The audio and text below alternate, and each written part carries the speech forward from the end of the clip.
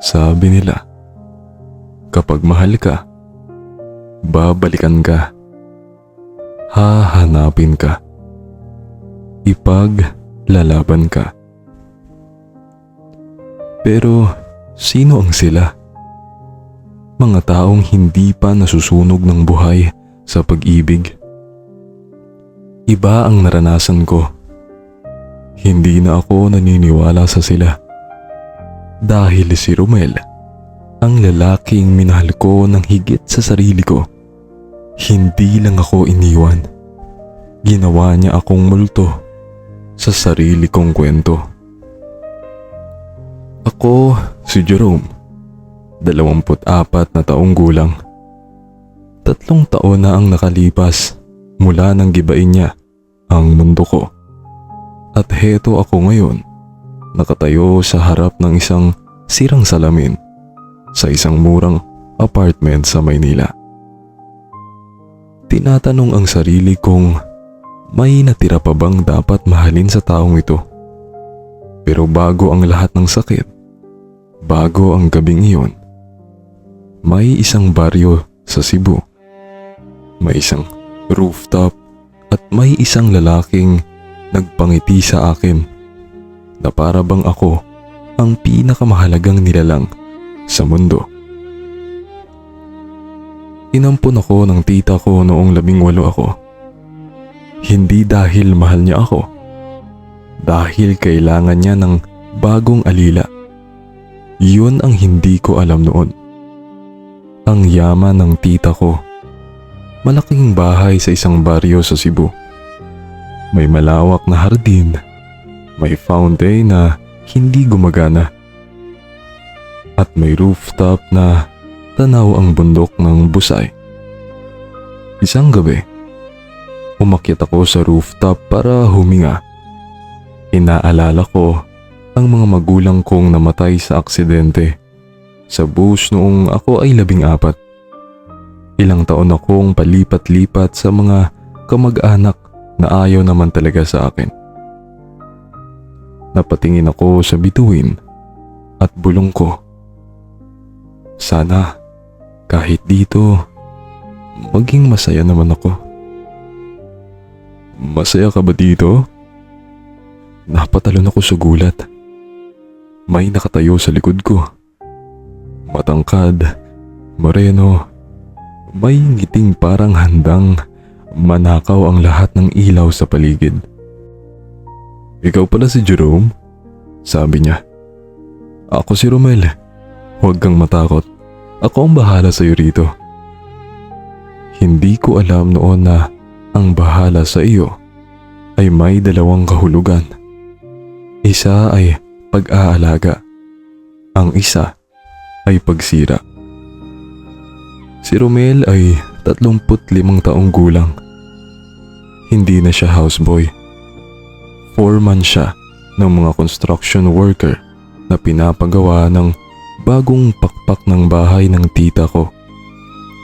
Pero sa gabi, siya ang tumutulong sa hardin at siya ang kumakausap sa akin para hindi ako makaramdam ng pangungulila. Sa unang 3 buwan, kuya lang siya. Taga-kwento, taga-aliw.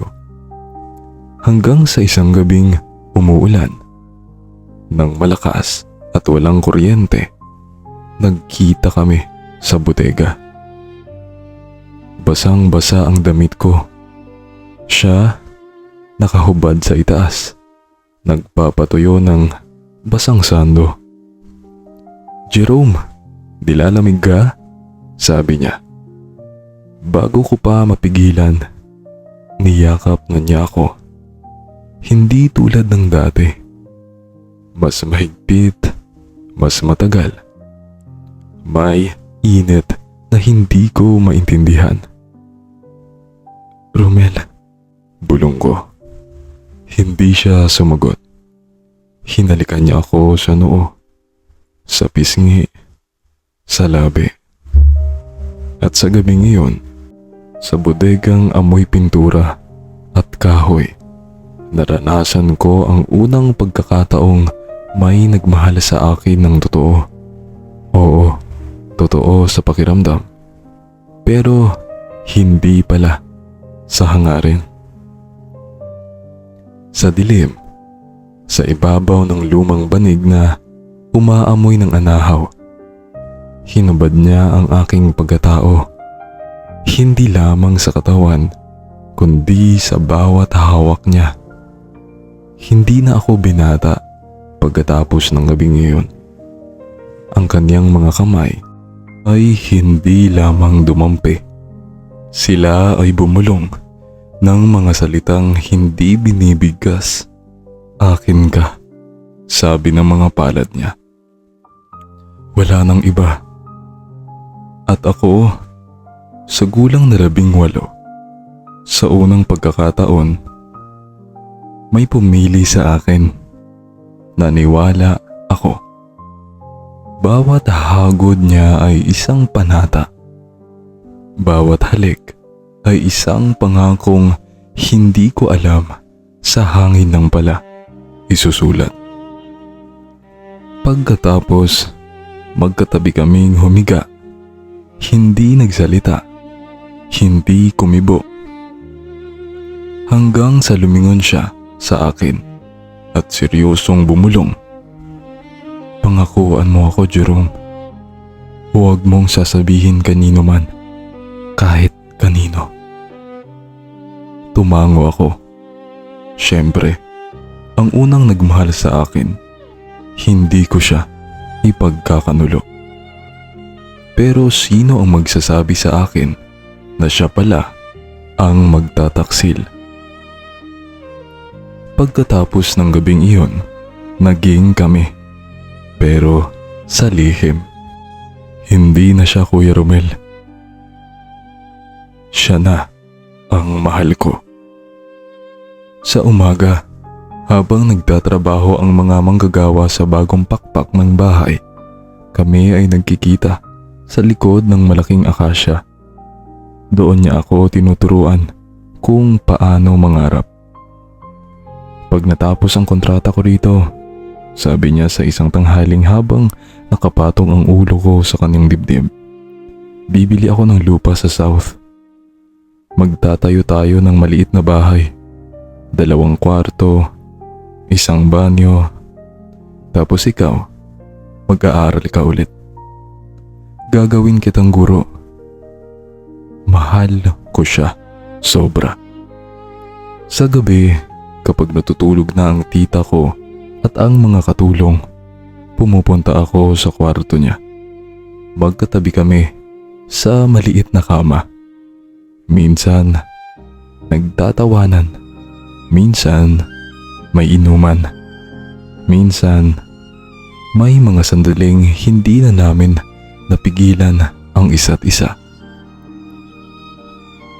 Sa dilim ng silid, sa ilalim ng nag-iisang bumbilyang halos mamamatay na, kami ay muling nagtatagpo. Hindi lang katawan, kundi pati ang mga pusong hindi pa marunong mag-ingat. Ang kanyang mga bisig ay parang tanikala na ayaw kong layasan. Ang kanyang mga halik ay parang apoy sa tuyong damo.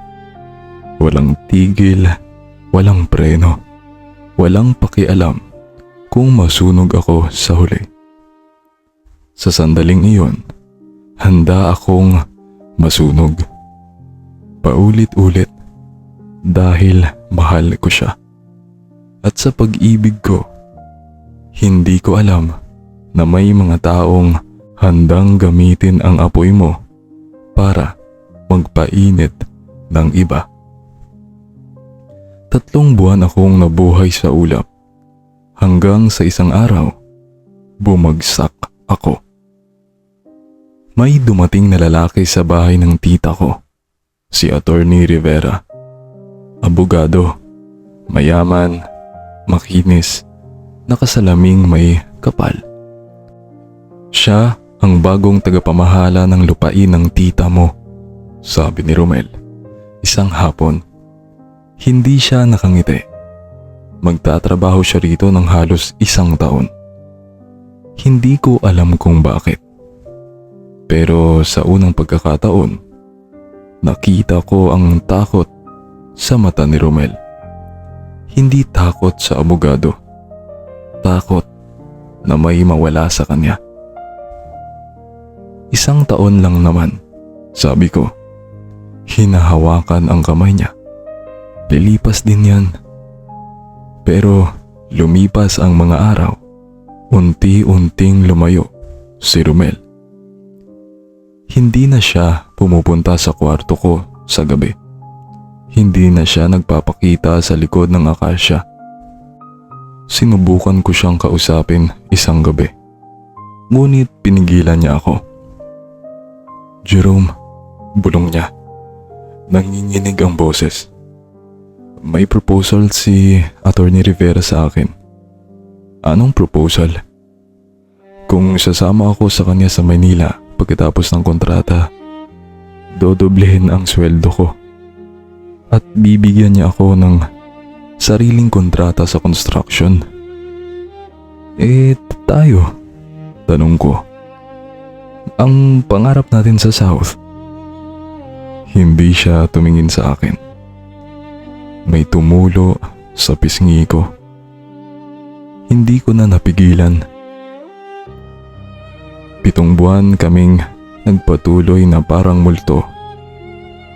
Magkasama sa iisang bahay, pero magkahiwalay na ang loob. Isang gabi, hindi na ako nakatulog. Pumunta ako sa kwarto ni Romel bandang 2:00 ng madaling araw. Bukas ang pinto. Walang ilaw. Ngunit may naririnig akong bulungan. Dahan-dahan akong sumilip. Nakita ko si Romel, nakahubad, may kumot, pero hindi siya nag-iisa. Si Attorney Rivera, kasama niya sa kama. Hindi ako huminga. Hindi ako kumibo. Tiningnan ko lang ang mga kamay ni Attorney Rivera sa katawan ni Romel. Ang mga halik na tila ba ginagantihan ni Romel ng may higit sa sigla kaysa sa ibinigay niya kailanman sa akin. Pero hindi iyon ang tumapos sa akin. Ang tumapos sa akin, ang mga salitang narinig ko mula kay Romel. Mahal din kita, attorney. Pero kailangan kong unahin ang sarili ko. Mahal din kita.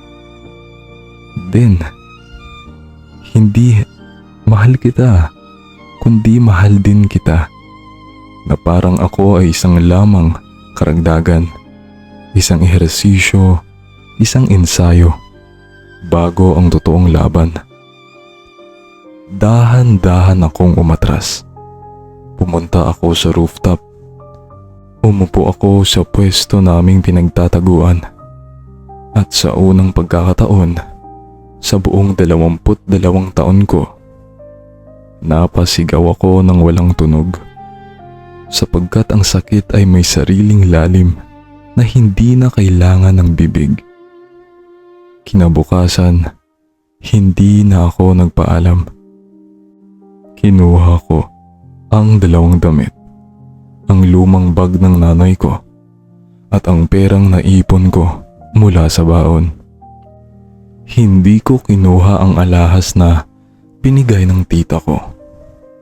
Hindi ko kinuha ang cellphone. Gusto kong mawala.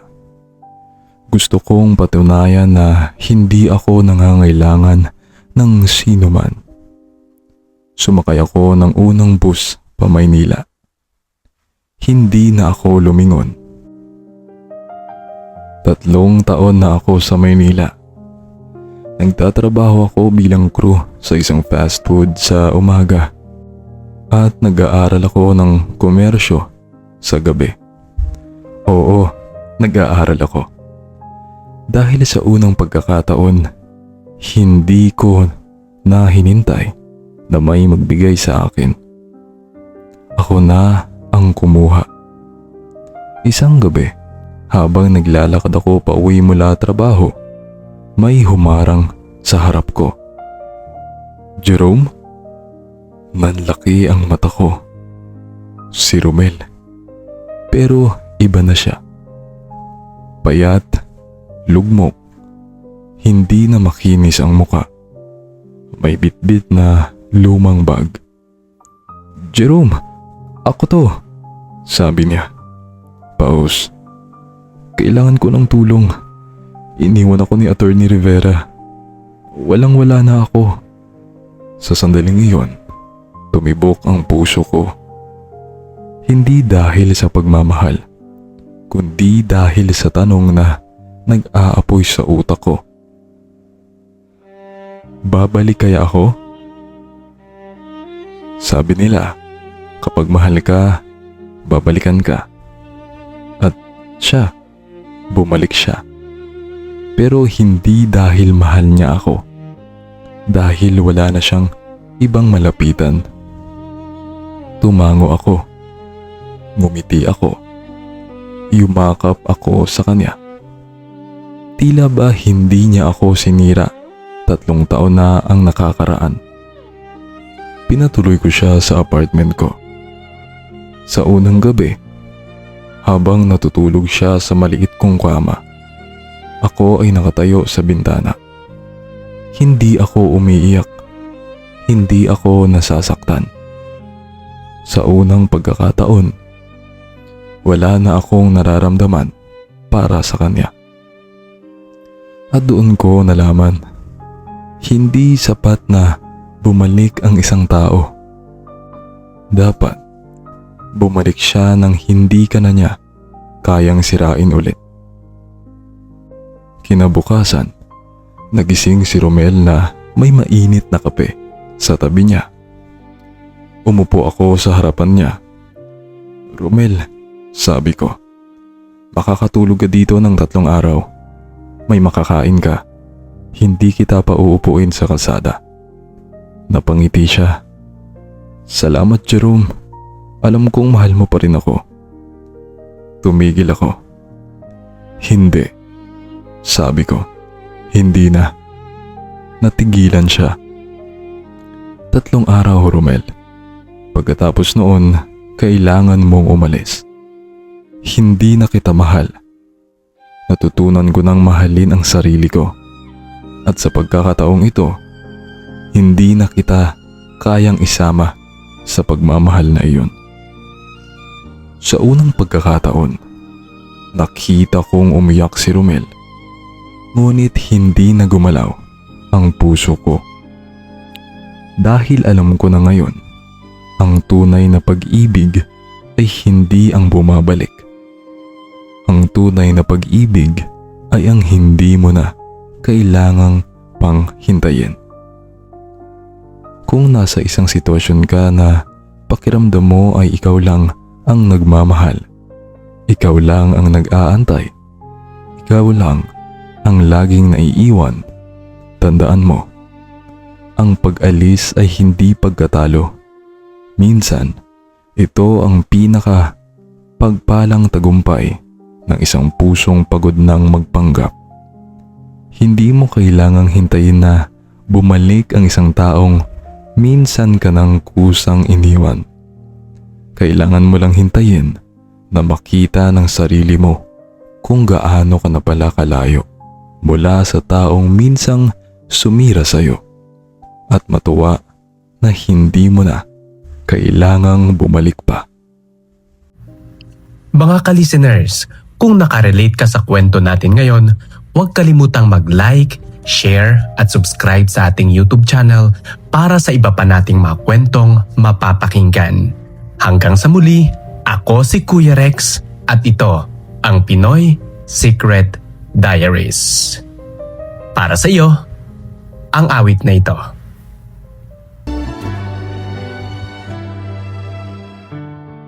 Pag ako'y binibiro mo, ang lahat ng yan sa akin totoo.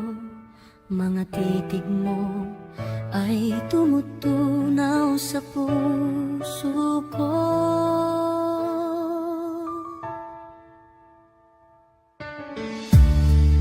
Pag ako'y nasa tabi mo, ay kay lakas ng kaba sa dibdib ko. Ang hiling ko lang, sana'y malaman ng puso ko'y sawa na sa biruan. Bakit di na lang totohanin ang lahat? Ang kailangan ko'y paglingap, dahil habang tumatagal ay lalo kong natututunang magmahal. Baka masaktan lang. Pag ako'y nasa tabi mo, ay kay lakas ng kaba sa dibdib ko. Ang hiling ko lang, sana'y malaman ng puso ko'y sawa na sa biruan. Bakit di na lang totohanin ang lahat? Ang kailangan ko'y paglingap, dahil habang tumatagal ay lalo kong natututunang magmahal. Baka masaktan lang. Umaasa sa'yo ang puso't damdamin, pangarap ko ay mapansin. Bakit di na lang totohanin ang lahat?